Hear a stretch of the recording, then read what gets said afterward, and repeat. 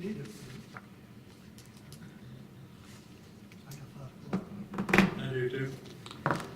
It's 5 o'clock. I'd like to call this meeting of Board of Zoning Appeals for the City of Copeland order. Would like to, you have a cell phone, if you would, I'd like for you to either turn it off or silence it. And we'll just have a pledge of allegiance and a moment of silence.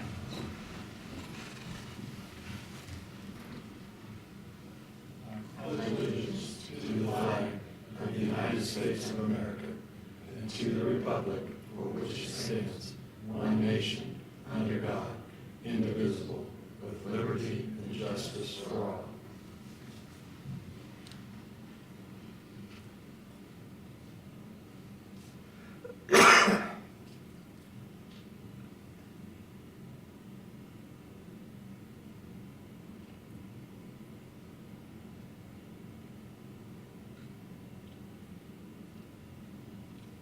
Thank you. First item of business is the approval of minutes of the August 1st, 2023 meeting. Move to approve. Second. We have a motion and a second to approve the minutes of August 1st, 2023. All those in favor? Aye. Those opposed? Motion approved. Ready for me? I'm ready for the first case. First case tonight is case P18V23, petition of Paul Pittsey on behalf of McDonald's Corporation, requesting a variance of 19% to section 6.48, parking in front of the primary structure, and variance to section 4.23 for a drive-through lane fronting the street in a C2 zone within the community center overlay. This is at 515 East Alto Road. We have a motion and a second. I move that we approve case number P18-B-23 and adopt the findings of the petitioner as those of this board, and make the findings part of our records. Second. Does any of the board members have any ex parte communications on this? No, sir. Is the petitioner would step to the mic and explain why they are there and state your name and address for the record. My name is Tess Sobel. Address is 4201 Winfield Road, Warrenville, Illinois, 60555. The approval will not be injurious to the public health, safety, morals, and general welfare of the community. Having more than 25% of this parking stalls in the front of the restaurant would not be injurious to the public health, safety, morals, and general welfare of the community. Patrons who park in this area would not have to travel as far across the parking lot to enter the restaurant. The proposed parking layout is similar to the existing layout and therefore would not present any adverse changes for the community. The proposed drive-through location along State Route 931 would not be injurious to the public safety, morals, and general welfare of the community, since this location has been operating with an existing drive-through fronting State Road 931. The use and value of the area adjacent to the property included in the variance will not be affected in a substantially adverse manner. Because the proposed parking layout is similar to the existing layout, patrons will be familiar with the site. The existing site has more than 25% of the parking located at the front of the restaurant, so the proposed layout with more than 25% of the parking at the front will not cause adverse impacts. Because the location of the drive-through is the same as the existing drive-through on site, patrons will be familiar with the site layout. The surrounding properties around the site will not be affected in an adverse manner by the proposed layout of the drive-through, since they are familiar with the location. Landscaping elements will also be proposed in McDonald's rebuild project to provide screening. The strict application of the terms of this zoning ordinance will result in a practical difficulty. This situation should not be self-imposed, nor be based on a perceived reduction of or restriction of economic gain. The circulation and size of the site limits the amount of availability for parking areas. Our proposed site layout will facilitate parking for patrons while also maintaining the existing lot circulation. Trying to reduce the amount of parking at the front of the restaurant will make it difficult to meet the required number of parking stalls provided in the city code. The McDonald's site is located on the corner of State Route 931 and East Alto Road. which creates very limited feasible options for proposed drive-through layouts to not front a street. The existing driveways and counterclockwise one-way circulation of the site also creates limitations for feasible drive-through layouts. The proposed layout will allow patrons from the community to easily navigate the site and will maintain existing circulation patterns for State Route 931 and East Alto Road. Thank you.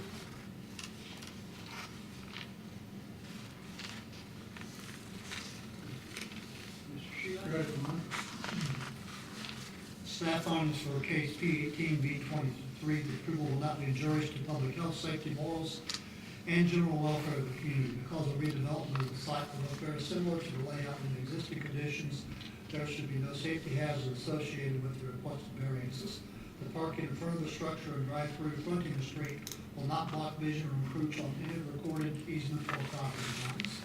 The use and value of that area adjacent to the property, including the variance, will not be affected in a substantially adverse manner. As the new conditions will be nearly identical to the current layout, the redevelopment of this lot with the variance requested will not negatively impact the surrounding properties, their owners, or their uses. Granting the requested variances will allow the petitioners. The strict applications of the terms of this zoning ordinance will result in practical difficulty. This situation shall not be self-imposed nor be based on perceived reduction of or restriction of economic gain. As the site is already laid out in the manner proposed with additional parking in front of the building and a drive-through lane fronting the street, and as there are no records of problems at the site due to this layout, it would be unreasonable to not allow the petitioner to rebuild in the current configuration. The petitioners also face a practical difficulty due to the property being a corner lot with two street frontages. Thank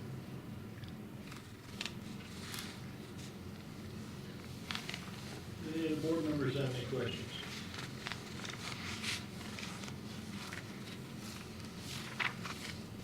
Anybody in the public that has a comment or question?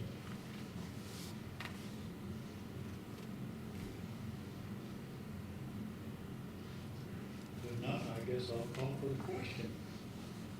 All those in favor of P18-V-23, say aye. Aye. Those opposed? Motion passed. Thank you. In this case, Mr. Chairman, is case P19B23, the petitioner Tammy Eads McGinnis requesting a variance of 4,020 square feet to section 6.10B, cumulative square feet of accessory structures, and variance of 3 enclosed accessory structures to section 6.10, maximum number of accessory structures. This is in the AR zone. This is on 7.06 acres, and this is the 2686 west, 300 south.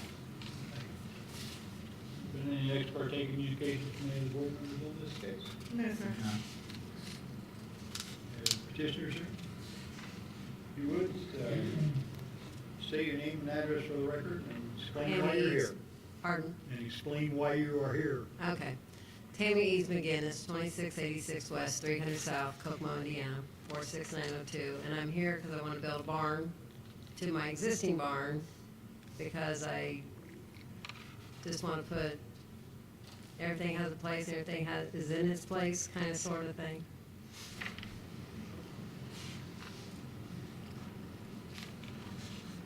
If you want to read your statement, finding of facts. The approved will not be injurious to the public health, safety, morals, and general welfare of the community. The building will be behind my other pole barn, out of view from traffic. It will be built to match the existing building. It will be built to house the fifth wheel, so it's not unsightly in my driveway. The use and value of the area adjacent to the property, including the variance, will not be affected in a substantially advised manner. There is no surrounding house to block views. Next door is only a two-car garage. The strict application of the terms of this zoning ordinance will result in a practical difficulty. This situation shall not be self-imposed nor be based on perceived reduction of a restriction of economic gain, only using for personal reason and storage.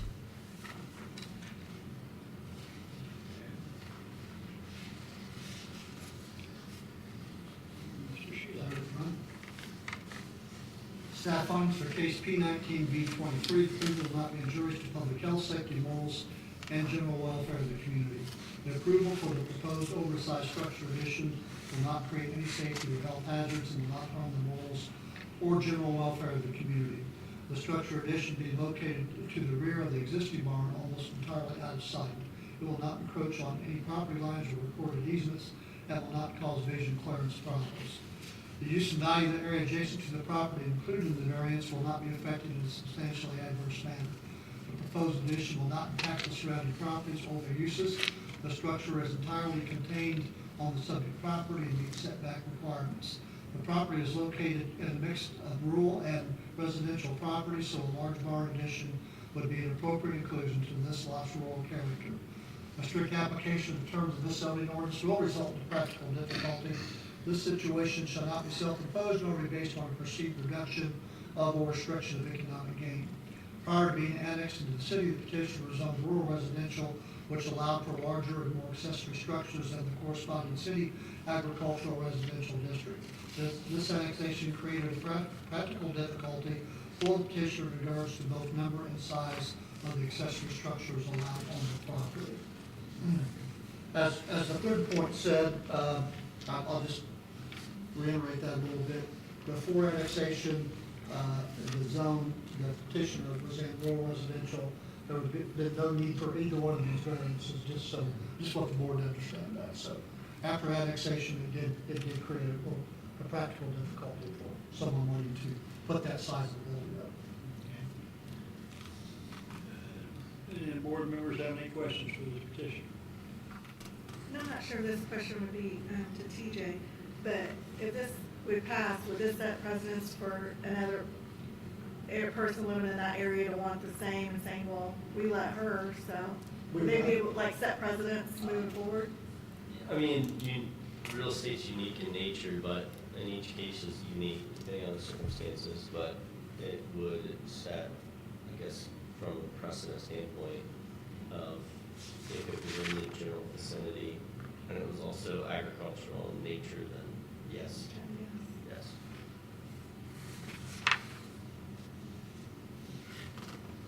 Any other board members have any questions or comments? Anybody from the audience have a question or comment for the petitioner or for the board? If not, then I'll ask for the question. All those in favor? Aye. All those opposed? Motion approved. Thank you. Next case tonight, Mr. Chairman, is case P20V23, petition of Andrew Swanson on behalf of Jawan Kokomo, requesting a variance of 106 feet in height to section 3.38 accessory structure maximum height, a variance of 8 feet in height to section 3.38 primary structure maximum height, a variance of 1 foot in height to section 6.17B fence height in the side yard, variance of 1 foot in height to section 6.17B fence height in the rear yard, and variance of 2 feet in height to section 6.17BC fence height in the front yard, and variance to section 6.17F for barbed wire on a fence in high-intensity industrial manufacturing within the OAI OL Office Industrial Agricultural Overlay, Howard County, Indiana. This is for property at 1679 East Sparks Road and the lot located at 2462 North 100 East. And do not ask me to read that again. Greg? Yes. Not reading that again. And I might add before we get into this too, I do want to let everyone know that when this was all written, one of our planners inadvertently thought that this property was zoned light intensity industrial. So when the advertisement was put out, it looked a lot worse than what it is. So now the height, if you look at your page, the variance for the height to the structure in the HI zone, which is what this is zoned, so the variance is be for 76 foot instead of 106 foot, and they don't need the variance for the height of the structure because there is no in the HI. They will need the variances for the fences and then the 76 foot variance for the height. Does that make sense? Yes. Does the barbed wire count as part of the height of the fence or Yes, just? yes. It's included. Need a motion and a second for case P 20-V-23. I move that we approve case number P 20-V-23 and adopt the findings of the petitioner as those of the board and make those findings part of the record. Second. Thank you. Has there been any expert communications with this case? Is petitioner here? State your name and address and Andrew Swanson, 9365 Counselors Row, Indianapolis, Indiana. Would you like me to read the findings of fact? yes, I will. The approval will not be injurious to the public health, safety, morals, or general welfare of the community. The approval of these variances will not be injurious to the public health, safety, morals, and general welfare of the community. These variances allow the proposed J1 plant to function in a safe and secure manner. The proposed 6-foot-tall fence and barbed wire help do a more effective job to keep anyone from crossing the fence. This is primarily a safety issue, as it will prevent from trespassing into potential dangerous location or situation that may not be obvious to them. Additionally, the height of the buildings, tanks, and stacks are necessary for the proper operation of the plant. The use and value of the area adjacent to the property included in these variances will not be affected in a substantially adverse manner, as these variances will allow the construction of the J1 facility in an area that already has existing and future development of other facilities with similar needs for building height and fencing. To the north of J1 site, there exists the Stellantis Samsung plant, which J1 will be a supplier to, that has the same fence specifications that we are proposing and taller buildings needed for their plant operations. There will also be other potential similar developments nearby the J1 and Stellantis plants for similar manufacturing and supplier relationships for the EV battery industry as the demand grows for the market. The strict application terms of the zoning ordinance would not only result in a practical difficulty for the proposed development, but create an impediment to the project. It cannot function or operate without the confines of the requirements of zoning ordinance, as the various heights of structures must be taller than the ordinance limit, and the plant requires a more robust fencing than what is allowed in the ordinance for safety and security.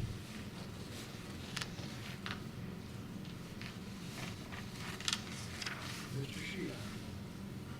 Staff findings for case P 20-V-23, approval not be injurious to public health, safety, morals, and general welfare of the community. The requested variances for accessory structure height, fence height, and barbed wire fence will not harm the public health, safety, morals, or general welfare. The added fence height and barbed wire should promote public health and safety, as it will prevent anyone from accidentally or intentionally coming onto the property in an unauthorized manner and harming themselves. While the tallest tanks and stacks will be located along Sparks Road, that will not inhibit vision clearance along the right of way. The use and value of the area adjacent to the property, including the variance, will not be affected in a substantially adverse manner. This area has been converted into a largely industrial space. While there is some residential nearby, the fence will help buffer those properties and keep their owners safe. The tall structures will be along Sparks Road as far as possible, as far away as possible from the residents. Apologize for that. The strict application in terms of this zoning ordinance will result in a practical difficulty. This situation shall not be self-imposed, nor be based on a perceived reduction of or restriction of economic gain. If the variance for accessory structure height is not granted, petitioner will be unable to conduct their business as this is an integral piece of their operations. If the variances for fence height and barbed wire are not granted, the petitioner will be unable to protect their property from the public. Do any of the board members have any questions?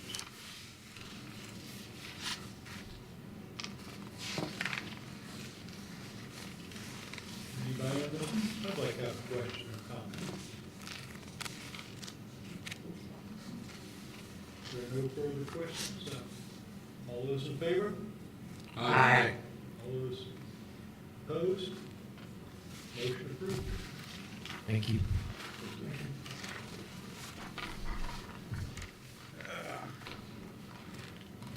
P. Line, In this case is case P21V23, petition of Brian Oakes, attorney, requesting a variance of 80 feet to section 3.36 minimum lot frontage, variance of 10 feet to section 3.36 and 4.172 maximum structure height, variance of 30 feet to section 4.17.2 minimum front yard setback, and variance of 100% to 6.48 employee parking in a C2 zone within the 931 Community Center overlay. This is 1717 Faith Road and the adjoining lot to the north. I need a motion and a second. I move that we approve case number P21-B-21 and adopt the findings of the petitioner as those of this board and make those findings part of our record. Second. Is the petitioner here? Is there any expert day communications on this case? Petitioner, would you say your name and address? Yes, Brian Oakes, 515 West Sycamore Street, Kokomo, Indiana, 46901. And as I'm an attorney, I'm helping the petitioner, while the lawyer, develop the land. I just want the record to reflect that. The approval will not be injurious to the public health, safety, morals, and general welfare of the community. Making the primary building 10 feet higher than the ordinance calls for will not be injurious to the public health, safety, morals, or general welfare, and that this small increase in height will not cause any problems to the public. As a hotel, many guests will be away from the building during the daytime when most employees will be present. As guests return for evening, most employees will leave. The lot already has a shared easement access, so the lot is already accessible. The setback variance will allow the hotels to maximize the number of rooms. 2, the use and value of the area adjacent to the property included in the variance will not be affected in a substantially adverse manner. The adjacent properties will greatly benefit from the erection of a hotel and long-term stay facility. The property will be professionally managed and maintained and should add value to the surrounding area. Parking should have no impact on its neighbors. Since the easement already exists, it will not adversely impact neighbors. Only additional parking will be in the setback, so it will not harm neighbors. 3, the strict application of the terms of the zoning ordinance will result in a practical difficulty. This situation shall not be self-imposed, nor be based on a perceived reduction or of restriction of economic gain. The strict application of the zoning ordinance would result in a practical difficulty in that the hotel would have to be 1 story shorter. Kokomo was in dire need of short-term and long-term housing, and the additional increase in height would be one factor in the community to reducing the housing shortage. Parking is essential for hotel usage, and if the variance is not granted, the hotel would have to have less rooms. Since the easement gives access to the site, no frontage is needed. The setback variance will allow for maximum parking. Okay. Mr. Sheehan. Staff findings for case P21V23, approval will not be injurious to the public health, safety, morals, and general welfare of the community. Approval of the requested variance will not furnish structure height, front yard setback, and employee parking will not be injurious to the surrounding community. There will be no safety hazards associated with the new and professionally constructed hotels planned for this property.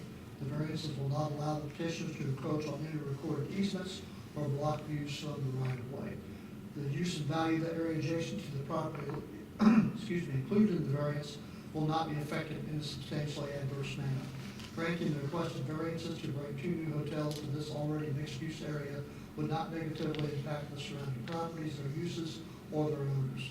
The addition of the new hotels would bring more potential customers to stay in the area, which could benefit the surrounding businesses.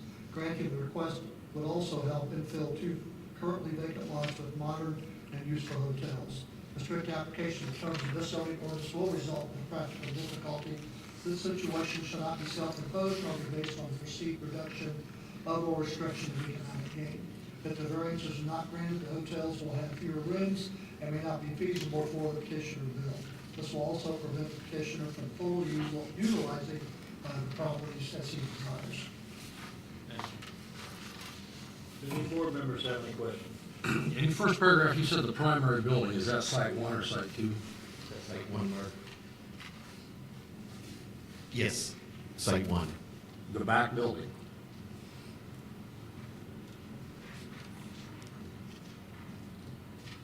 Site 1 is the back building, Wood Spring Suites. Site 2 is Site 1 is the Wood Spring Suites, and Site 2 is the Fairfield Inn. Okay, so 2 is, Yes. is 10. Correct. On this variance, does the whole building need the variance, or? The reason I ask that, we've had one other hotel that came out, and they needed variance because of the elevator shaft set right on top of the building. Therefore, they needed the variance for that, and the overall aesthetics look pretty good when you go out and look at the building now, because the height, I mean, I know it's a elevator behind there, but nobody else does. So is that, do you know if that's what the 10-foot is, or is it for the entire height? It's the building.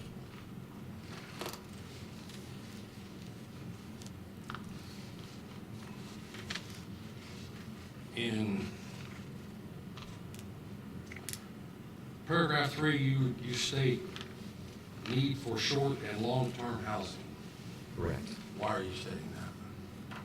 Why am I stating that? Because it's something that I believe to be true. Is that what?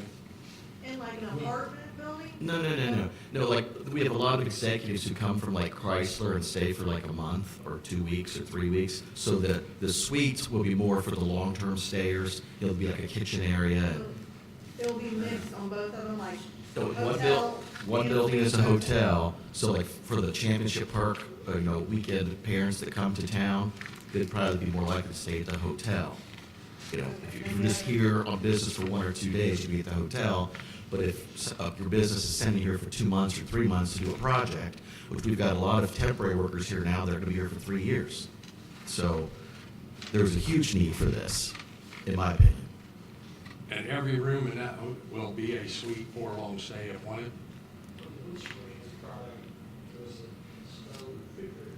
If you would, sir, would you come to the mic, state your name and address? Mark Ward, 2653 South Orange, West Virginia.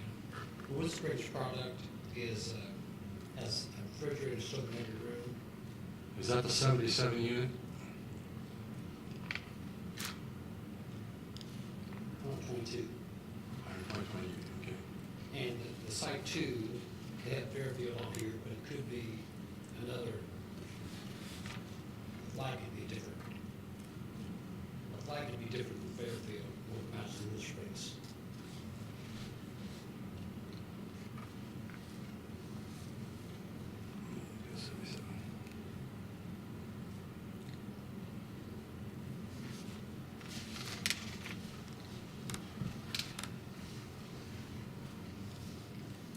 The 122 unit proposal has 124 parking places, is that correct?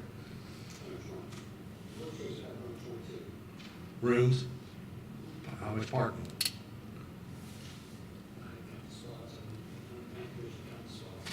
Our plan said 124. Yeah, 124 is what the planning commission has come up with. So that gives you two. The other one is 77 rooms with 81 spaces? Yes. 77. I'm sorry, 77. 77 with 81 spaces? Yes. How could you justify that every other hotel in Kokomo has a parking for their employees, and you give me the excuse you don't need it, they'll be there during the day? There's going to be employees there. It might fluctuate in the daytime hours, but there's still going to be employees there in the evening. Yeah, probably 1 or 2 during the days. I got that. But 1 or 2 is not asking for 100% variance. In theory, there would be room for everybody, I believe. We've got excess spaces, right, Greg? You have 100, on site 1, you have 122 rooms, you have 124 spaces. Correct. So So there's 2 extra spaces. There's 2 extra spaces. And in site 2, you have 77 rooms, you have 77 spaces, or 77 parking, but you have 81 parking spaces, so you Correct, there's have 4. 4 over there. That's a total of 6. So that gives you a 6. Correct. Okay. So I'm saying if you're looking at it with 6 extra parking places, that's a heck of a lot different than giving you 100% variance for employees' parking places when you could ask for a variance of either you're gonna stick with one parking place for each employee, or you would need a variance, you think you're gonna have 10, you would need a variance for 4 parking places. I think one thing to keep in mind in this project, and it's a valid point, I agree, but part of this project is gonna be for probably, my guess is international travelers that are related to the battery plant that don't drive, or can't drive in the United States, so I don't know if that's your reasoning behind the space, or that's how it laid out. I just wanna bring that up to your attention. There still has to be a vote on something that says 100%. I understand. And you don't need to. What's the, what What language, you made.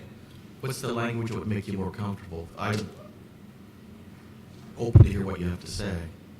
But to me, if you say I need 100% variance for employee parking, you've got that forever. I'm not saying you're going to abuse this or do it wrong. I'm saying we can write this better for all parties to have, you would have designated parking for your employees, and you would have enough in your parking for your guests. Like you say, you're probably, if anything, the large unit, if they're gonna be at that time, you've probably got more parking than you need in the back. So you would have plenty of room for the employees. All I'm asking for is declare something for the employees and not ask for 100% variance. That's all I'm asking for. Okay, I'm trying to relate that to how you want that worded. I mean, the variance requires, we're asking for the variance because there's not enough parking places right now under the current overlay plan.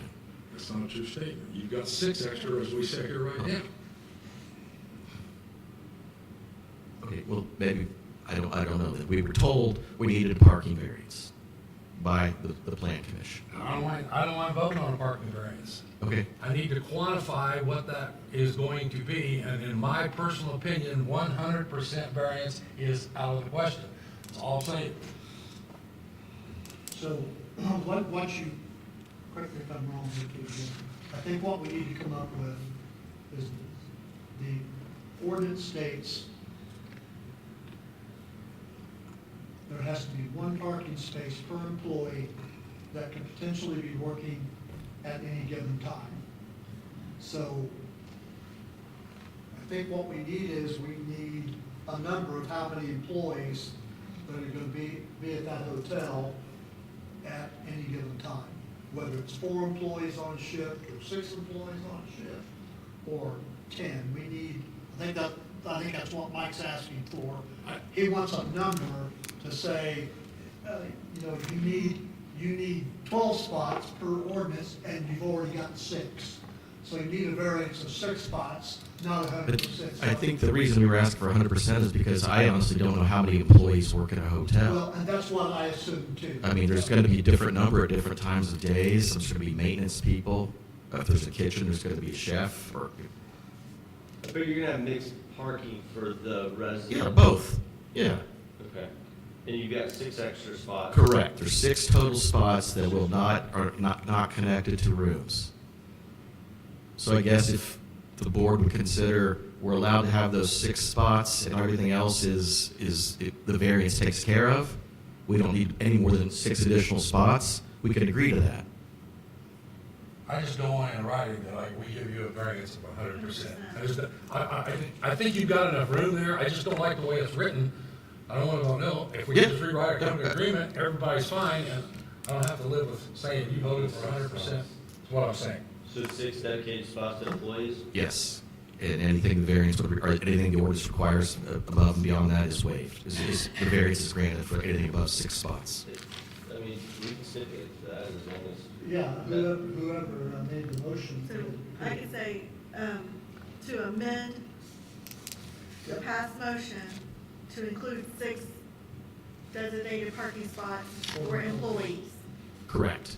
Does that make sense? And remove the 100% language. Remove the 100%. Yep, Remove- okay, valid point. That makes sense.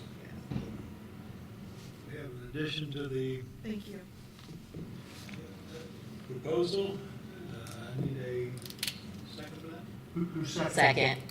You did, okay. And Mr. Oates, would you stipulate to that as well? Yes, yes. Next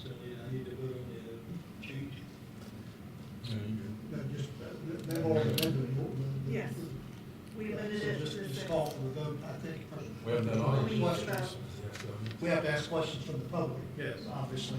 And then after that, you can vote on the ordinance as it was amended. Yes. Correct, TJ? Correct. Does anybody in the public have a comment? Would state your name and address? Yeah, my name is James Ball. I live at 1709 Faith Road, and I'm the pastor of the church that adjoins this property. And I know there's another meeting next week for a zoning change, and so I'm not sure that this is where I address this, but I didn't want to let it get by without saying something. Right now, there's a big, large cornfield that, I was told by the lady at the plan commission that they were going to build a four-story hotel, but it talks about adjoining properties, and in the front of and right along Faith Road, where there used to be a house, there's this small strip of land. And my largest concern with how it's going to affect the church, I have other things I want to talk about, but that'll probably be next week. Are we talking about a building on that strip of land that runs along Faith Road, or are we just talking about the building on? He's going to show you where they are, sir.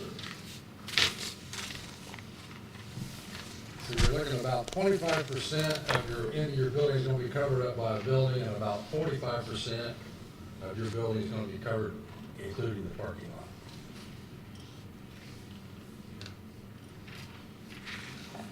And then they have to stay so far away from the church property line, I'm assuming. Absolutely. Yeah, Yes, sir. yeah, can I keep that? I'd like to show the church that. Yeah, that looks good to me. And maybe the other questions I'll address later, because that'll be the zoning thing. All right, thank you. Thank you, sir. Do there have any other comments or questions from the audience? Any other comments or questions from the board members? If not, we have a motion, a second, that's been amended. All those in favor? Aye. All those opposed? Motion approved.